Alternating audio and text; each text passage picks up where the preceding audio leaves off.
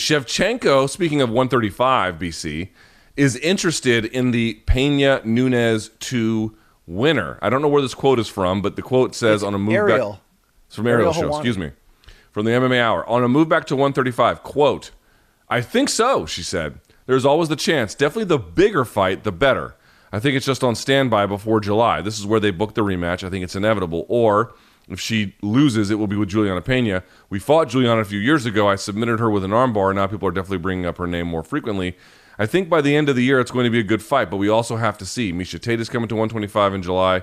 So many things can happen. Many things can change. So, yeah, I think it's possible. It's very, very, very possible. Yeah, BC, I mean, we've been over this a little bit, which is to say they're going to give Taila Santos the title shot at 125 against Shevchenko, which is fine. You couldn't really look at the rankings and find someone who is at present a better candidate for it. But the problem, as we also noted, BC, was you've already eliminated the number 1, number 2, number 3, and number 4 contender pretty thoroughly. They have to go to number 5 to give a title shot. Yeah. You know, they're out of options down there almost. And this is an exciting look. The one, regardless of who wins Nunes Pena 2, I think the future of that division over the next year is going to be really fun. This gets me fired up, and I think if you're the UFC, regardless of who wins this Pena Nunes rematch, I think it's time for Shevchenko for the winner, no matter what. Right? If it's Nunes, then if it's Nunes dominantly, then you sort of say, okay, first fight was an aberration. That's fine. She got her belt back. Let's now go right into that Valentina trilogy and let's bank it right now. And I think the same case can be made for if Pena gets a second straight win, because I think that Holly Holm loss potentially, as close as it was and couldn't have gone either way, I think that hurt UFC's, immediate future plans. I think if Pena won that, they would have loved to put Holly against her. You can argue not as much for a Nunes Holly rematch in terms of interest. So I think either way, the door is open and it's time for Shevchenko, not just because everybody else at 135 has had their chances, Luke, but because Shevchenko's in a shitty division, more or less. And yet she's been fighting 3-4 times a year, like every quarter, just to keep that thing churning and running. That, she's already been through that list of contenders again and again. And I know she mentioned there that Miesha Tate moved down and, could be in play. And obviously that's a marketable fight. If Tatiana Suarez can never come back, we all want to see that. But there's nobody past Taila Santos for the immediacy that you're like, oh no, Valentina must fight them. No brainer, Luke. The time is now. Valentina's right. Let's close out this year with a super fight, dude. Because, I mean, could you imagine if, and it's a very reasonable scenario, let's say Amanda comes back and whatever happened in the first fight, the hiccups are behind her. And let's say Juliana also fights her face off, but Amanda wins, right? And you're like, damn, that's a real warrior. That's my GOAT right there, right? And then you face Shevchenko a third time. And I know that people hate when we do this to fill podcast time, which is to constantly say, is this person the GOAT or the GOAT in waiting? Or are they number 13th on the GOAT list in this division over history? Who cares? You could build that trilogy bout as the winner's the GOAT.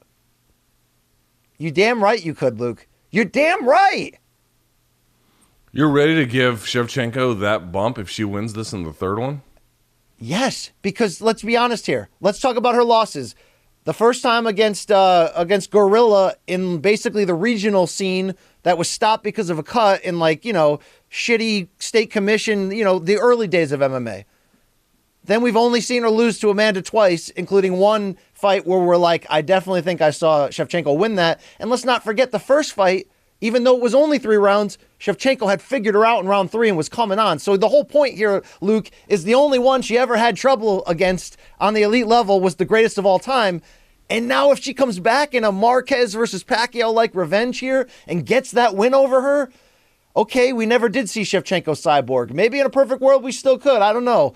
But yeah, that's my GOAT right there, Luke, because don't think you'd be crazy right now if you wanted to say Shevchenko already is. It's a hipster take, but I think her talent is that freaking all-time great. No, it's hipster as shit, dude. That's you might a as well move to Brooklyn coffee Brooklyn with shop. that take. Yeah. You might as well wear a winter cap in the summer, all right, you piece of shit, and roll your jeans up at the bottom. Yeah, I see you. You think Corey's a hipster, Manich? I love that guy. He's not in the country right now, though. We can talk bad about him. You think he's a hipster, Luke? Who? Cool. Manich, our guy. Manich is the backbone of this show. He's actually just cool, and we're not, so we have trouble differentiating the difference between so we hipster automatically and actually cool. Yeah, we want to sling the hipster sickle at him just because he's cooler than us. I get that. And younger. Yeah, he is definitely no cooler doubt. than us. But look, I don't you know that agree I would with buy everything that I'm this putting is. out there. I know you do. I don't know that I would buy that this win by itself is enough to make Shevchenko GOAT, even if she wins in a third fight. I grant that it makes the case significantly stronger and certainly the debate much more interesting at that point. But I would say that, like, all the time she has spent, fighting good fighters, but not like, dude, the run that Amanda Nunes had over Rousey God. and Tate. And I mean, I don't think anyone, not even Cyborg, has a run as special as that one in all of, well, certainly men's MMA, there's been some pretty special runs, but in women's MMA, that's your best run through an opponent sequence. That's your best campaign push ever. Dude, here's the names on that win streak. Shayna Baszler TKO, submission Sarah McMahon, decision win over Shevchenko, submission win over Tate, knockout of Rousey in the first round, split decision win over Shevchenko in the rematch. Then she stops Pennington, knocks out Chris Cyborg in round 1, knocks out Holly Holm with a head kick in round 1, wins a decision over Durandamy in their rematch, and then beats Spencer and Megan Anderson on the way out there at 45. Like, good God, Luke, there's no one even in the category in terms of like a stretch like that. Even on the men's side, it's very low and rare. It's like, well, John Jones and that time Anderson Silva destroyed everybody. You know what I mean? Like, damn, Luke. I know, but here's the problem. If she captures the 135-pound title and there's a 125-pound title, we know the score, dude. You can't keep both of them. So let's say that actually she does win. She gets a fight against Nunes. And again, Pena might win. I'm not making a claim otherwise. I'm just imagining a world where Nunes wins. Then they have this trilogy, and then Shevchenko wins. What would you rather her do? You're going to say give up 125, right? But isn't that the division that actually has, at least not presently, but perhaps long-term, a little bit more promise? Yeah, I don't think they'd make her... Not more promise. 125 has more room to mature than 135 does. I'll put it that way. And I think if you're the UFC and you're smart, and they typically are, you'd have her, if there's another fight at 35 immediately, whether it be like a rematch or something that they can do right away, that would draw money, you do it, but then you kind of let her go back to 25 and do her thing. You're not going to strip her on day one. They'll figure out what's the best direction is. But I just got excited talking about the UFC women's bantamweight division. That hasn't happened in a long time, Luke. So I am looking forward to this idea.